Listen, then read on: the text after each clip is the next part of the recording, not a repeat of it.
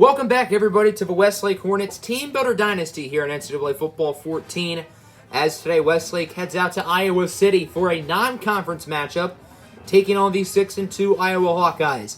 Last week was a disaster for Westlake. They went to take on UCLA and got smothered 24-6. The offense was putrid. The team just cannot run the ball at all right now. Westlake has not run the ball well the past 3 weeks. UCLA game planned knowing that, and because of that, the pass game never got going. Stephen Westwood threw 3 interceptions, and the offense was just a disaster. Westlake only dropped to 5, however. The teams ahead of them in order are Penn State, UCLA, Ohio State, and Michigan. Penn State, Ohio State, and Michigan all have to play against each other this year. So only one of those teams will end up undefeated. However, the team to worry about in front of Westlake is the team that just beat them, UCLA. Because not only are the Bruins a game ahead of Westlake when it comes to the conference standings, but they also had the head-to-head tiebreaker. So unless UCLA loses 2 more in-conference games, Westlake won't play in the conference championship, which is a very big deal. In today's game, this is a very fun one because former Westlake quarterback RODNEY Allen, of course, transferred to Iowa last season as a redshirt senior. As someone who already graduated, he got immediate eligibility, and because of that, he gets to attempt to get revenge on his former team today, which should be fun. Iowa will send their defense out first, so we're going to have to wait a little bit until we see RODNEY Allen. Stephen Westwood was terrible last week. Westlake couldn't run the ball, so UCLA only focused on the pass. Nobody on Westlake got open, and because of that, Westwood forced bad passes. He got picked off 3 times and really just did not look like himself, so he's going to have to rebound today. Westwood on first down starts the game off with a nice pass for Cassius Troy, who gets absolutely smothered on that play. But he does gain 26, and Westlake is like half the distance to the end zone now, mainly because of the really nice kick return by Ulrich Yaluko to get this great field position to begin with. Westlake did not score a touchdown last week. I can't remember the last time the Hornets didn't score a touchdown in a game. It has been forever since that has been the case. Stephen Westwood on first down. Nice play getting it back to Troy, who gets 15. It's been a very quick start to the game here for Westlake. First and goal, handoff for Irving Porter. And that's a fumble picked up by the Hawkeyes. Westlake still cannot run the ball. This time it's a fumble. I think that's Irving Porter's first career fumble. Yeah, that ball was clean out. This game is personal for RODNEY Allen. Westlake chose Mr. 3 interceptions and Stephen Westwood over Allen, and he's got to have revenge on his mind. First down. Allen going to look to throw it. Under a little bit of pressure, and he's intercepted by Kyle Harris. Harris had a pick 6 a couple of weeks ago against Utah. Will break the tackle from Allen and is inside the 10, pretty much where Irving Porter fumbled it. So both teams swap turnovers, and Westlake has it back in the red zone. Although Kyle Harris is only the 4th corner on the depth chart, not only has he gotten plenty of playing time this year, but he has blossomed. He has been really fun to watch this season, making a ton of plays in the secondary. 3rd and 10. Westwood to Westwood. Touchdown Hornets. Carter Westwood with the 12-yard score. And the Westlake Hornets are on the board after not scoring a touchdown at all last week. They score one quickly today. Last drive was looking good for Iowa, but it ended with a disappointment as Allen was intercepted. 2nd and 10. Allen has no time to throw it. His worst nightmare. Delvin Hines is there with the sack. Delvin Hines currently, I believe, tied for first in all of college football for the most sacks so far this year. Westlake has it back. The Hornets look like they're out for vengeance. Not directly at Iowa or at RODNEY Allen, but just coming off a loss last week, the Hornets seem to be playing with more intensity and more fire. Right as I say that, nobody decides to block Chris Smith, and because of that, Irving Porter loses 3. It's been a pretty rough start for Porter, to say the least, today. It still looks like Westlake cannot run the ball, and they ran the ball really well to start the year off, and I don't know what's happened these past few weeks. The offense just looks one-dimensional. 2nd and 13, Westwood going to run with it, and he slides for a first down.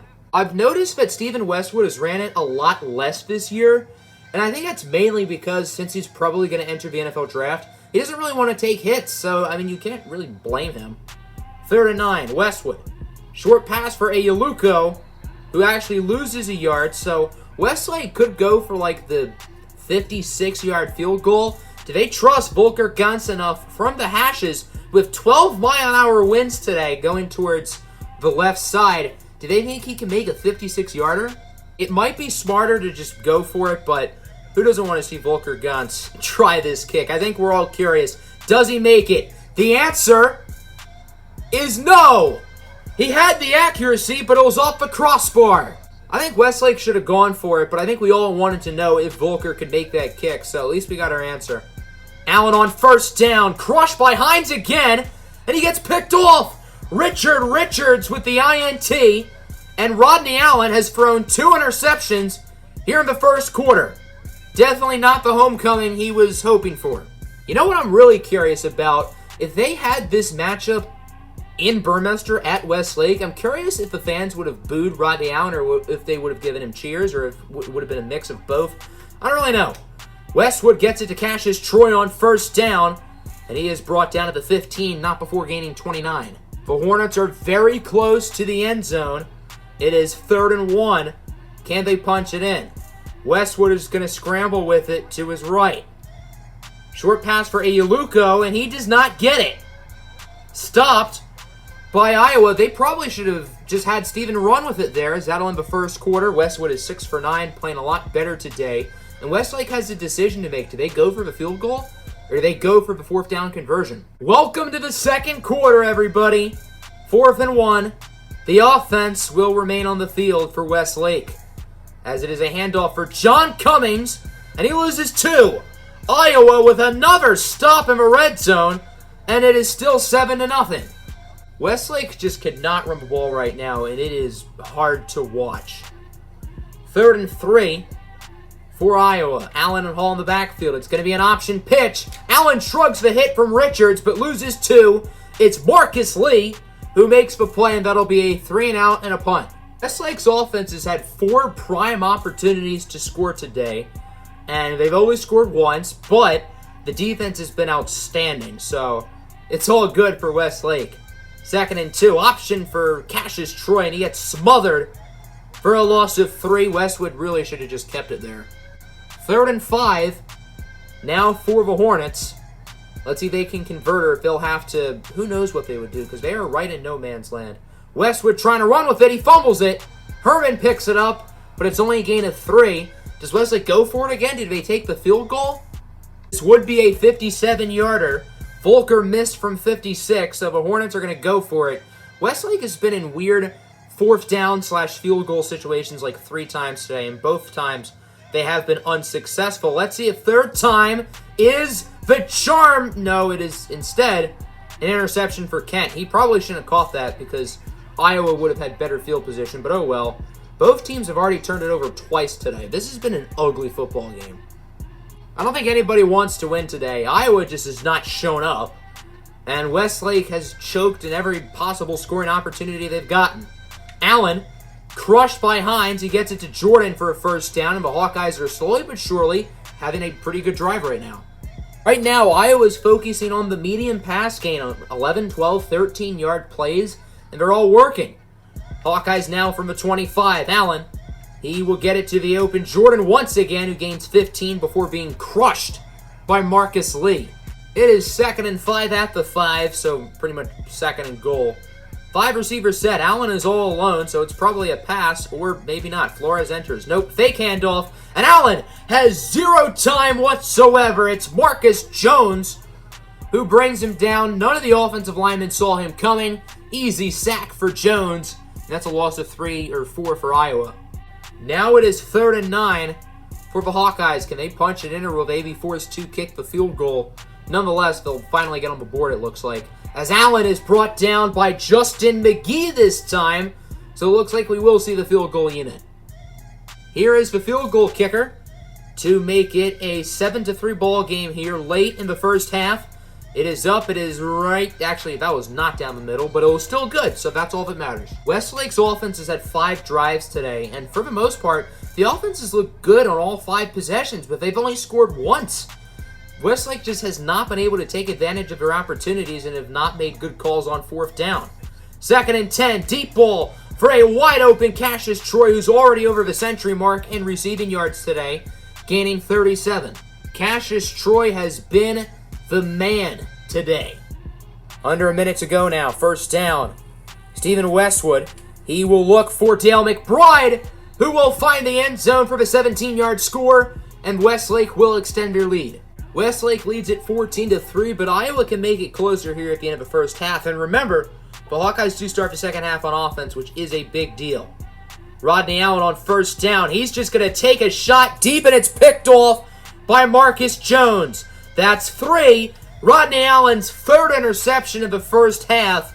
And it seems like Westlake has been dominant today against their former quarterback. Well, at least the defense has been dominant against the former quarterback. Stephen Westwood throwing 3 interceptions in the one game is kind of bad enough. But Rodney Allen not only throwing 3 interceptions in one half, but against his former team, that just stings. Westwood on 1st down under pressure. Nice throw for the tight end, Reggie Herman. Westlake will call time. This clock is ticking. Westlake has to hurry to the line of scrimmage. 20 seconds to play now. They probably shouldn't have used their timeout on that, on the catch by Reggie Herman. As Stephen Westwood going to run it, fumbles it, and it's picked up by Iowa. Another opportunity where it looked like Westlake was going to score, and they fail. Both defenses have gotten 3 turnovers here in the first half. Nobody can keep the ball. Both of these teams are coughing it up left and right. First half was a disaster for Iowa. Offensively, the team did not play well at all. Defensively, it was not great either, but they did force 3 turnovers, which is very impressive. Rodney Allen on 2nd down. Nice throw for Terrell Hines. No relations to Delvin, as that's a gain of 15. It is 2nd and 10 for the Hawkeyes. Allen and Jaquez Hall are in the backfield. Rodney Allen going to look to throw it. It's going to be a halfback slip screen. For Hall, breaks a tackle from Harris, but is crushed to the backfield by Richard Richards for a loss of 4. 3rd and 14 for Iowa. They have not converted a 3rd down today. Does that ring a bell? Westlake's offense was awful last week on 3rd down. Here is Allen looking to throw it. He gets it to Matthews, who only gains 12. Justin McGee makes a really nice play. He was right there and did not let Vincent Matthews go anywhere. Westlake's offense has had some very good moments today, but they need to have efficient drives from start to finish and over to score. 3rd and 6. Tegan Moon gets maybe a yard. That's a 3 and out for Iowa, or for Westlake, and Iowa will get the ball back. Will this be the drive that Iowa's touchdownless streak comes to an end, and can they make this a 1-score game? 1st down, Allen looking to throw it. Under pressure, and he's sacked by the senior, Octavius October, who had a really good week last week despite losing, makes the play. Iowa did just get a 3rd down conversion on this drive, their first, but now they're going to need to convert here on 3rd and 18 to keep the drive alive. Allen going to look to throw it. Under pressure, gets it to Pope, who is wrapped up for a gain of 17 by Lewis Kahn. 4th and 1. Are they going to go for it here? It looks like the punting unit is out. I don't trust it. I wouldn't be surprised if Iowa's just going to say, screw it, let's fake! That's what they do, and the fullback, Alex Yancey, loses 3. Who was that with the tackle? I think that was David Harris, number 52, the redshirt freshman. Westlake fans, that's definitely a name you're going to want to get used to. David Harris is someone who's going to start next year at linebacker. Which linebacker position? That's still up in the air. 3rd and 3. Westwood connects with Cassius Troy. The Westwood and Troy connection continues to be lethal today. Troy has 157 receiving yards. Stephen Westwood, meanwhile, only has 211 passing yards. So, Carter Westwood, Ulrich Uluko, those guys are probably combining for like 30 today. Both Carter Westwood and Ulrich Uluko have made a couple plays today, but yeah, neither of them have really been spectacular. Certainly not in comparison to Cassius Troy, as on 1st and goal, Ulrich Uluko does get the touchdown, and Westlake will make it 21-3. Iowa now has some major damage control to do. They're down by 3 possessions, and they are in quite a bit of trouble. Rodney Allen crushed by Harris. He does get it to Franklin for a nice game. Rodney Allen's had a pretty good quarter for the most part. I mean, he hasn't made any really bad plays. 1:05 to go in the 3rd. Allen, wheel route for Hall, who's crushed. It is now or never for Iowa to start this comeback. And they punch it in and make it a 2-score game again. First down. Allen keeps it on the option, and he is in. Touchdown, Rodney Allen. And Iowa will make this game a little bit closer. 3 quarters down, 1 to go, and this game is not over. Westlake is still in the driver's seat, but Iowa is mounting a comeback, and a stop here for the Hawkeyes would be huge. 3rd and 4. Westwood gonna run with it. He baits the defensive back to go back into coverage. Nice first down for Stephen Westwood. Westlake got a big conversion on 3rd and 6. Let's see if they can do the same this time. 3rd and 10. Westwood gonna look to throw it. Westwood going deep for a wide open Tegan Moon. Nobody covered him on that play for whatever reason. Huge play by Westwood and the redshirt freshman Tegan Moon as the Hornets are now in the red zone. Porter loses 2 as that play was immediately read like a book by Marcus Kent. Porter with 12 yards on the day. Woohoo. On the bright side, at least John Cummings has had a respectable game. Hasn't had any big plays. I believe he's currently sitting at 9 carries for 35 yards. So almost 4 yards a carry, which isn't atrocious. Westwood going to scramble with it. He will dive for the first down, risking a fumble. That dive was very risky and very unnecessary from Stephen Westwood, but, I mean, it worked. 2nd and goal. Toss for Ulrike Yaluko. That was a risky play as well, but it is a touchdown. It will be ruled as a pass. Ulrike Yaluko's 2nd receiving touchdown of the game. Stephen Westwood's 4th passing touchdown of the game. The Iowa Hawkeyes are living on their last stand. 4th and 1. You gotta go for it pretty much. As Rodney Allen will go for read option, and Allen does convert. He gets absolutely charged up by Marcus Jones, but it is an Iowa first down. 3rd and 3 for Iowa. They've had a nice drive now inside the red zone. It's been a long drive, and there's only about 3 minutes to go. As Rodney Allen, it's going to be a screen pass for Flores. He breaks the tackle from Michael Dubzinski, and he is inside the 1. Iowa is close to punching it in and making it a 2-score game once again with 2:45 to play. Allen hands it off for Devin Flores, who scores the 1-yard touchdown, and now it'll be 28-17. Actually, no. Iowa's probably going to go for 2 here so they can make it 28-18, I would think. Yeah, Iowa will go for 2. That was a 13-play drive, by the way, lasting a little bit over 2 minutes as Rodney Allen looking to throw it. He has all the time in the world, and he does get it to Jordan, and now it is just a 10-point deficit. Iowa's now going to go for the onside, and it is recovered by Tegan Moon. Westlake is in victory formation. Now Stephen Westwood does have 69 rushing yards at the moment. Therefore, there is no need to change that as Westlake gets the win 28-18. This game was ugly, very ugly at certain points, but you know what? A win's a win. Stephen Westwood played a lot better today. Rodney Allen was awful in the first half. He was actually fairly good in the second half. But, I mean, Westlake still cannot run the ball.